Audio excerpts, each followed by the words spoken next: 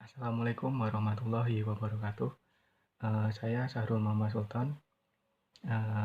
Saya di sini akan memaparkan atau memberi tanggapan saya terhadap jurnal pengaruh kepribadian dan komunikasi interpersonal terhadap komitmen organisasional yang ditulis oleh Ahmad Saiku dari Unsa Makassar. Baik, persaingan organisasi tentunya membutuhkan sumber daya yang mampu bersaing. Oleh karena itu, sumber daya dibutuhkan seperti sumber daya manusia yang mampu menjalankan organisasi. Sumber daya manusia merupakan sumber daya yang utama karena memiliki akal, perasaan untuk bertindak, memiliki keterampilan, pengetahuan, dan daya dorong untuk berkarya. Hal ini menyebabkan sumber daya manusia sebagai aset organisasi dalam meningkatkan produktivitas dan efisiensi. Dalam rangka mewujudkannya, maka organisasi mampu mewujudkan kinerja optimal. Upaya yang dilakukan dalam mengoptimalkan kinerja sumber daya manusia adalah melalui kemampuan pegawai dalam melakukan komunikasi secara optimal. Setiap karyawan harus mempunyai komunikasi efektif dalam kesehariannya menjalankan tugas. Komunikasi tidak efektif akan memberikan dampak negatif pada organisasi, khususnya komunikasi interpersonal yang memberikan kontribusi terhadap besarnya tingkat komitmen seorang karyawan pada organisasinya.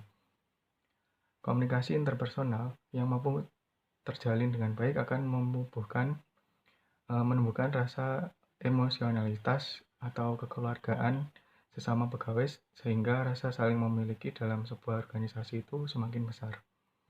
Namun jika komunikasi itu tidak berjalan dengan efektif, justru akan menimbulkan dampak negatif bagi perusahaan.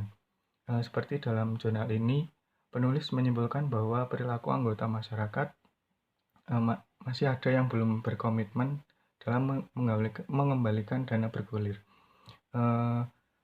Namun diakui bahwa masyarakat masih berpikir untuk memenuhi kebutuhan hidup sehari-hari sehingga mengembalikan dana tersebut menjadi terlambat. Menurut saya, dalam kasus tersebut mungkin kurang adanya kemampuan berkomunikasi yang baik dari pegawai perusahaan sampai masyarakat ada yang belum bisa berkomitmen dengan perusahaan. Berkomunikasi memang sangat penting dalam kehidupan, khususnya berkomunikasi interpersonal.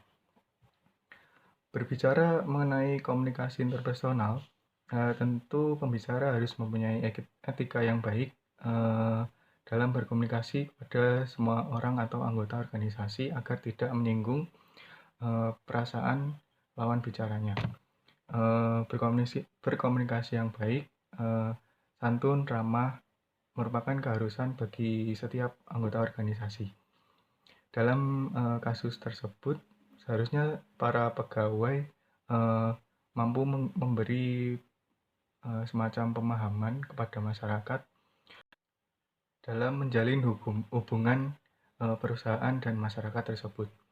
Misalnya kan kasusnya tadi masyarakat yang meminjam dana bergulir diberi semacam wawasan atau pemahaman tentang pentingnya dana tersebut bagi perusahaan dan harus segera dikembalikan dalam tempo yang sudah disepakati tentunya.